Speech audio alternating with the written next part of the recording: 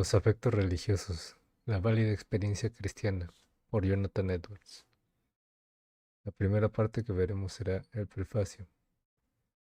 La pregunta fundamental para la raza humana y para cada persona como individuo es esta. ¿Cuáles son los rasgos distintivos de las personas que disfrutan del favor de Dios? Aquellas que van camino al cielo. Esta es solo otra manera de preguntar, ¿cuál es la naturaleza de la verdadera religión? ¿Qué tipo de religión personal es la que Dios aprueba? Es difícil responder con objetividad a una pregunta tan discutible.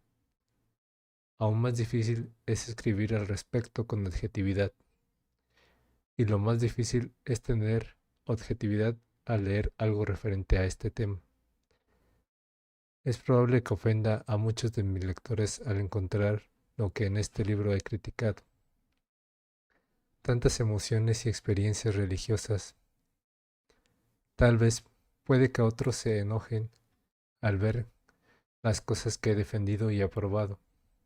He tratado de mantener el equilibrio. No es fácil apoyar lo bueno de los avivamientos religiosos y a la vez ver y rechazar lo que en ellos está mal. Sin embargo, si queremos que el reino de Cristo prospere, sin duda tendremos que hacer las dos cosas. Admito que hay algo muy misterioso, hace tanto bien y tanto mal se haya mezclado dentro de la iglesia. Es igual de misterioso como la mezcla de tanto bien y tanto mal en un cristiano individual. No obstante, ni uno ni otro de estos misterios es nuevo.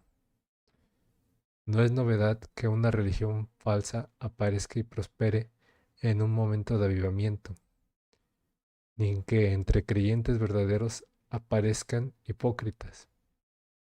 Esto sucedió en el gran avivamiento que hubo en los días de Josías. Como vemos en Jeremías 3:10 y 4, del 3 al 4, fue igual en los días de Juan el Bautista. Juan conmovió a todo Israel con su predicación, y sin embargo, poco después, la mayoría ya se había echado atrás. Juan 5:35. Vosotros quisisteis regocijaos por un tiempo en su luz. Otra vez cuando predicó Cristo sucedió lo mismo, la misma cosa. Muchos lo admiraron por un tiempo, pero pocos fueron fieles hasta el final. Juan 6:66. Y una vez más, cuando predicaron los apóstoles, se repitió la historia como sabemos por las herejías y divisiones que agobiaban las iglesias aún en vida de los apóstoles. Esta mezcla de religión falsa y verdadera ha sido el arma más poderosa de Satanás contra la causa de Cristo.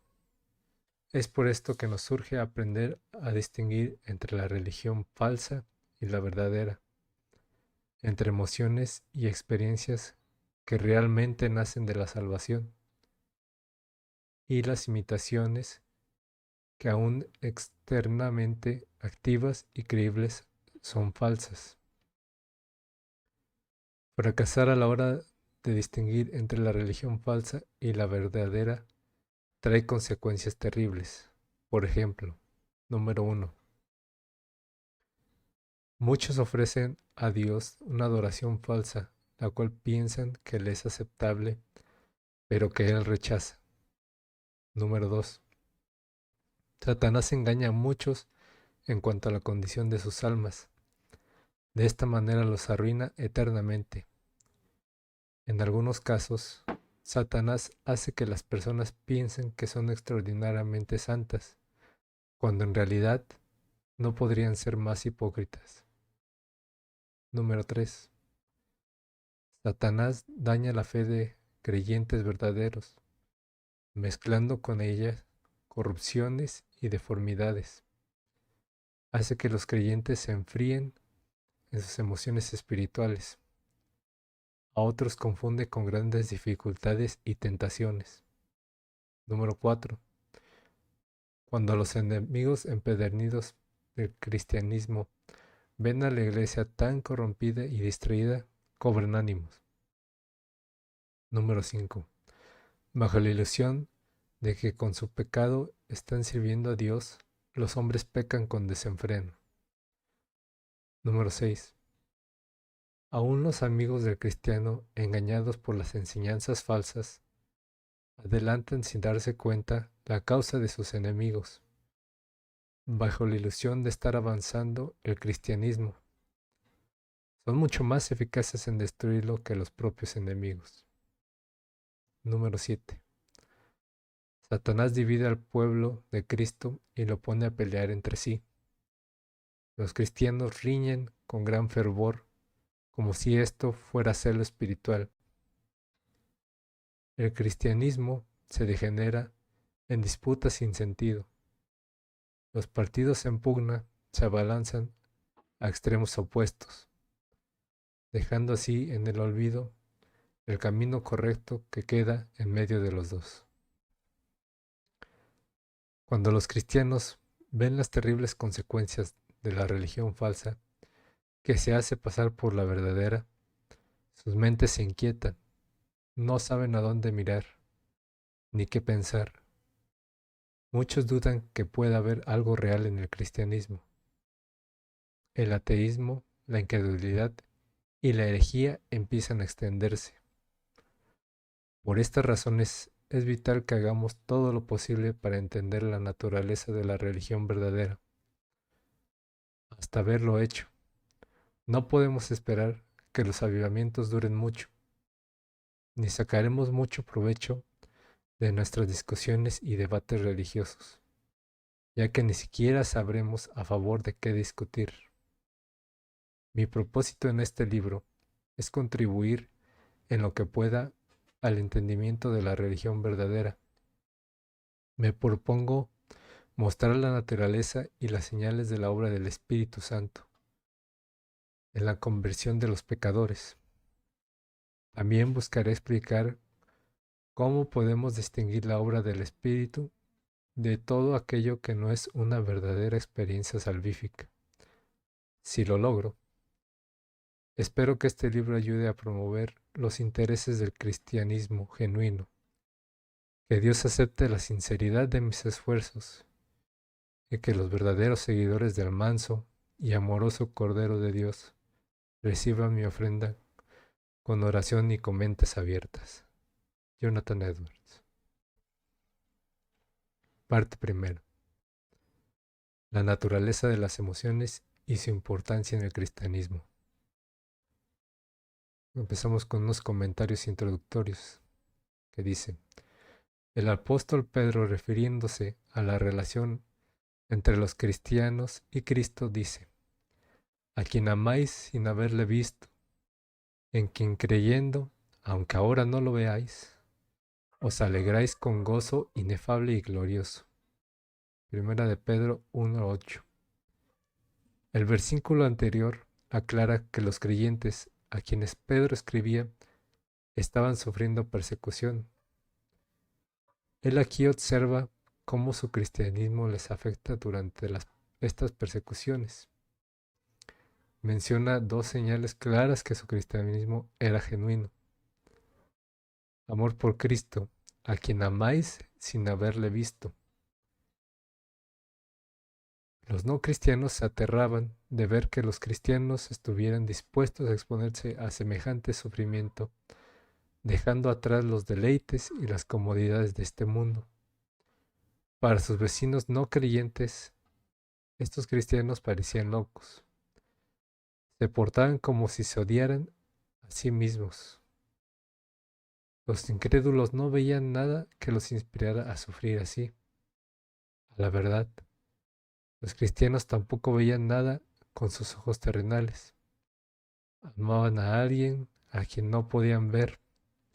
Amaban a Jesucristo porque lo veían espiritualmente, no físicamente. Gozo en Cristo. Aunque sus sufrimientos externos eran terribles, sus gozos espirituales internos eran mayores. Estos gozos los fortalecían y los capacitaban para sufrir con buen ánimo. Pedro recalca dos cosas en cuanto a este gozo. Primero nos dice, su origen era producto de la fe, en quien creyendo, aunque ahora no lo veáis, os alegráis con gozo inefable. En segundo lugar, nos describe la naturaleza de este gozo, inefable y glorioso.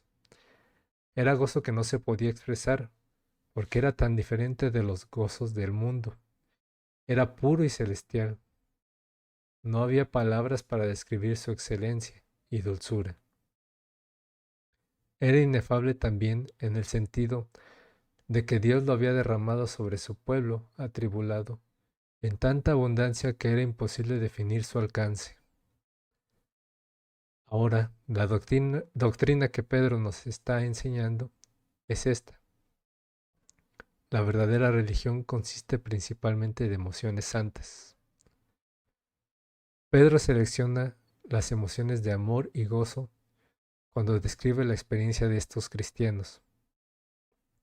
Recuerde, está hablando de creyentes que estaban sufriendo persecución. Sus sufrimientos estaban purificando su fe, haciendo que fuera hallada en alabanza y gloria y honra cuando sea, cuando sea manifestado. Sus sufrimientos estaban purificando su fe, haciendo que fuera hallada en alabanza y gloria y honra cuando sea manifestado Jesucristo. Estaban, por lo tanto, en una condición espiritual saludable. Pedro resalta su amor y gozo como evidencia de esta salud espiritual.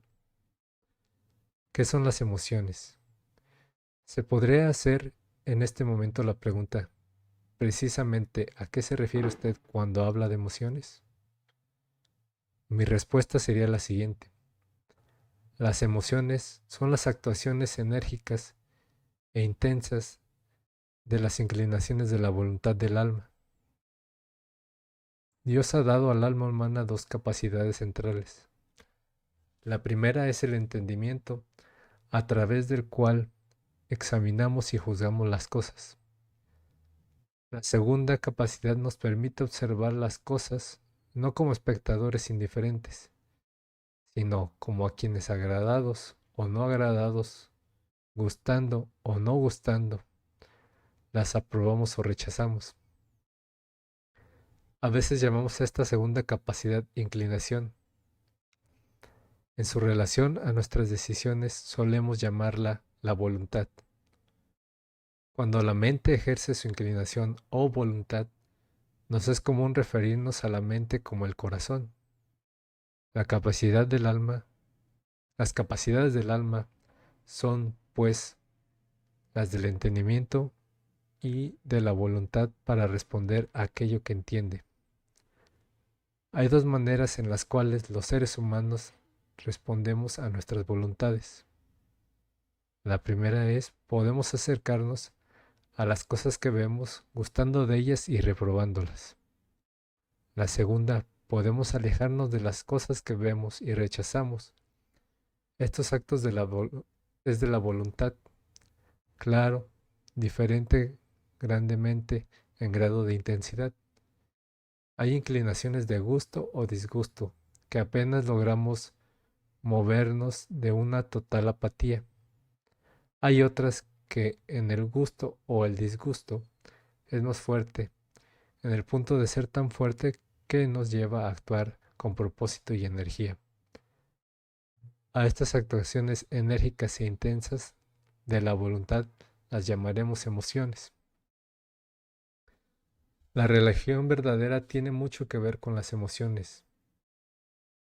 ¿Quién puede negar que la verdadera religión tenga como ingrediente fundamental las emociones? Esas acciones vigorosas y enérgicas de la voluntad. La religión que Dios requiere no consiste de las emociones debiluchas, pálidas y sin vida, que escasamente logran desalojarnos de la apatía. En su palabra, Dios insiste en que seamos serios espiritualmente, enérgicos, teniendo nuestros corazones vigorosamente comprometidos con el cristianismo. Tenemos que ser fervientes en espíritu sirviendo al Señor. Romanos 12:11. Ahora pues, Israel, ¿qué pide Jehová tu Dios de ti mismo? Sino que temas a Jehová tu Dios, que andes en todos sus caminos y que lo ames, y sirva a Jehová tu Dios con tu corazón y con tu alma. Ahora pues, Israel, ¿qué pide Jehová tu Dios de ti mismo? Que temas a Jehová tu Dios y que andes en todos sus caminos y que lo ames y sirvas a Jehová tu Dios con todo tu corazón y con toda tu alma. Deuteronomio 10:12. Oye Israel, Jehová nuestro Dios, Jehová uno es, y amarás a Jehová tu Dios de todo tu corazón y de toda tu alma, y con todas tus fuerzas. Deuteronomio 6:4-5. Esta participación viva y vigorosa del corazón en la verdadera religión viene como resultado de la circuncisión espiritual o regeneración a la cual pertenecen las promesas de la vida.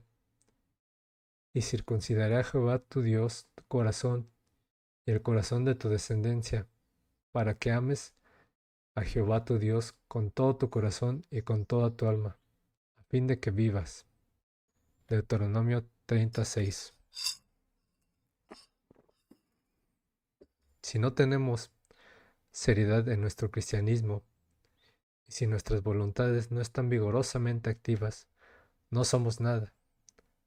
Las realidades espirituales son de tal magnitud que si nuestros corazones han de dar respuesta adecuada a ellas, deberá ser con poder y energía. No hay campo en el cual el esfuerzo de nuestras voluntades sea tan necesario como lo es en el de las cosas espirituales. Aquí como en ninguna otra parte, es odiosa la tibieza.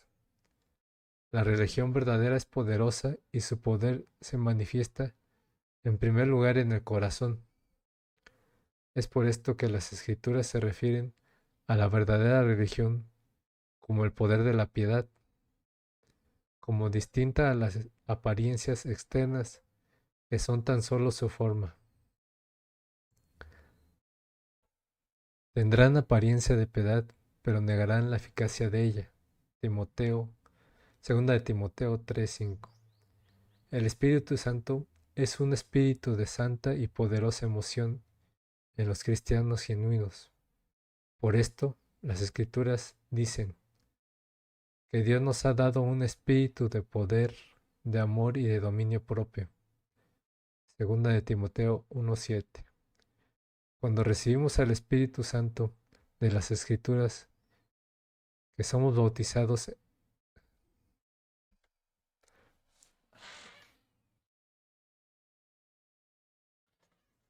cuando recibimos al Espíritu Santo, las Escrituras dicen que somos bautizados en Espíritu Santo y fuego. Mateo 3:11. Este fuego representa las emociones santas que el Espíritu produce en nosotros, haciendo que nuestros corazones ardan dentro de nosotros. Lucas 24:32. A veces las Escrituras hacen una comparación entre nuestra relación a las cosas espirituales y aquellas actividades seculares en las cuales los hombres agotan mucha energía. Hablan, por ejemplo, de correr, 1 de Corintios 9:24, luchar, Efesios 6:12, agonizar por un premio, pelear contra enemigos fuertes, 1 de Pedro 5 del 8 al 9, y librar una guerra, 1 de Timoteo 1:18. La gracia por ciento tiene grados y hay cristianos débiles en los cuales los actos de la voluntad hacia las cosas espirituales tienen relativamente poca fuerza. No obstante, las emociones de todo cristiano verdadero hacia Dios son más fuertes que sus emociones naturales o pecaminosas. Todo genuino discípulo de Cristo lo ama más que padre, madre, mujer, hijos y hermanos y hermanas, y aún también su propia vida. Lucas 14:26. Dios, quien nos creó, no solo nos ha dado emociones, sino que también ha hecho que sean muy directamente la causa de nuestras acciones. No tomamos decisiones ni actuamos a no ser que el amor de Dios, el deseo de la esperanza, el temor o alguna otra emoción nos influencie. Esto es ciertamente, esto es cierto tanto en los asuntos seculares como en los espirituales. Es la razón por la cual muchas personas escuchan la palabra de Dios. Les habla de cosas de importancia infinita, de Dios y de Cristo, el pecado y la salvación, el cielo y el infierno, sin que tengan efecto alguno sobre sus actitudes o sus comportamientos. Sencillamente, lo que a ella no les afecta, no toca sus emociones. Atrevidamente afirmo que jamás verdad espiritual alguna cambió la conducta o la actitud de una persona sin haber despertado sus emociones. Nunca un pecador deseó la salvación, ni un cristiano despertó de la frialdad espiritual sin que la verdad hubiera afectado sus corazones. Así de importantes son las emociones. Las diferentes emociones. Las escrituras de principio a fin nos insisten que en la verdadera religión se encuentran primordialmente en nuestras emociones. El temor, la esperanza, el amor, el odio, el deseo, el gozo, la tristeza, la gratitud, la compasión y el celo. Considerémoslas por un momento.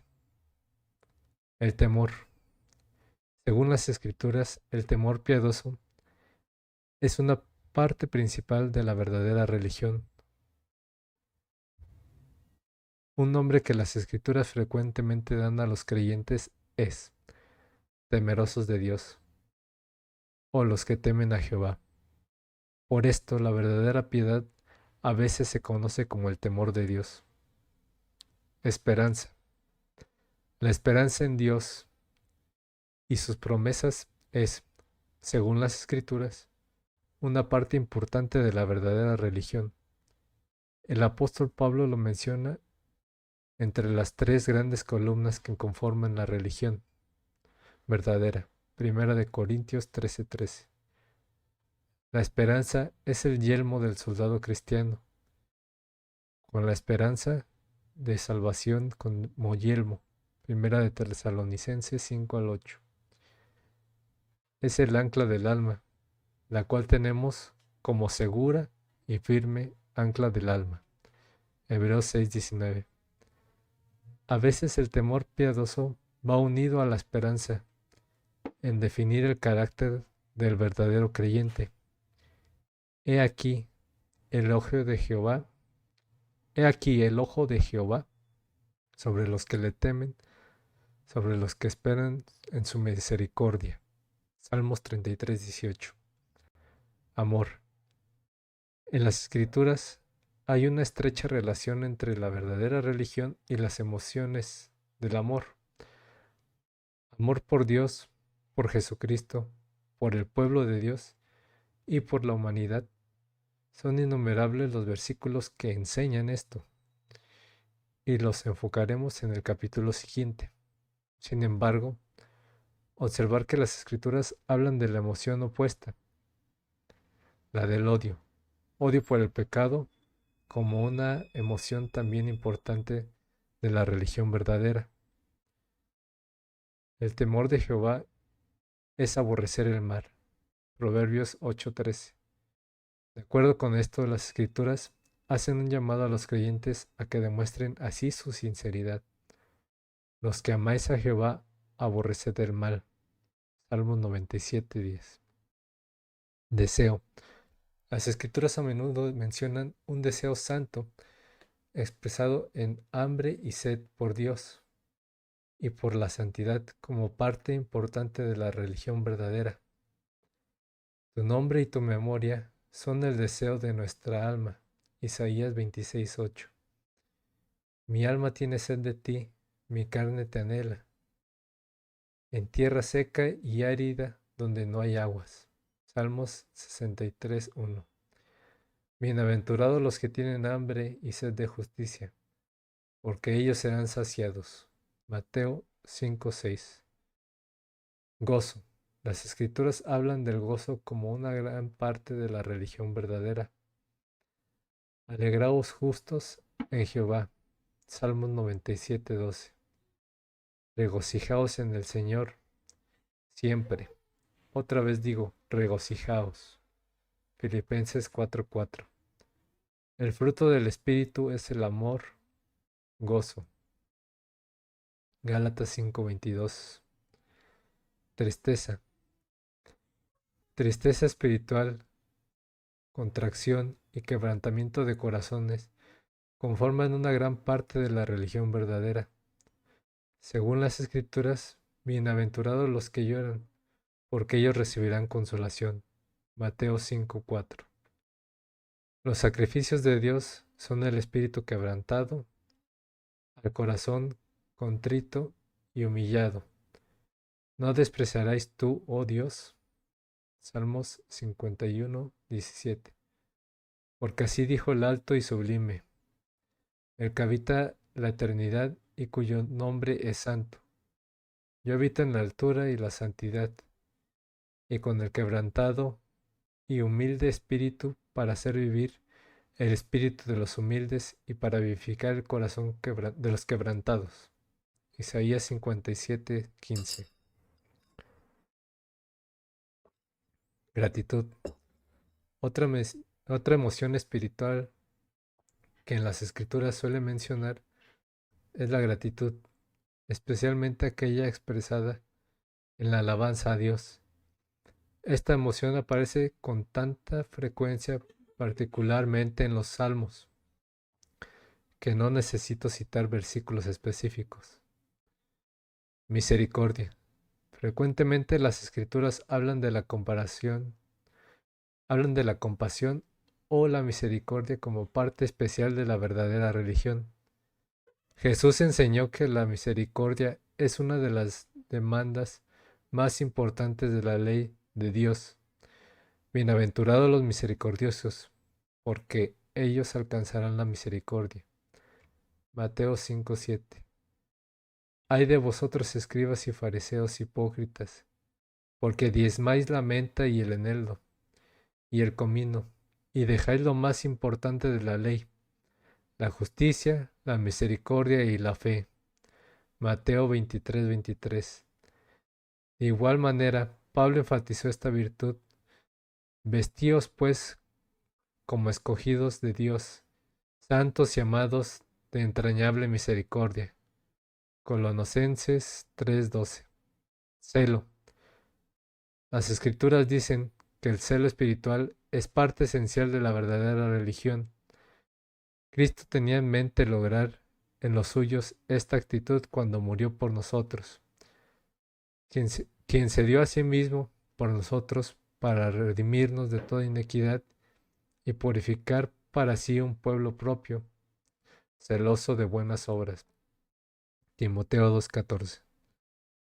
He mencionado tan solo unos pocos textos de muchos que establecen que la religión verdadera se centra de manera definitiva en nuestras emociones. Si alguno deseara disputar esto, se vería obligado a descartar la Biblia y buscarse alguna otra norma según la cual evaluar la naturaleza de la religión.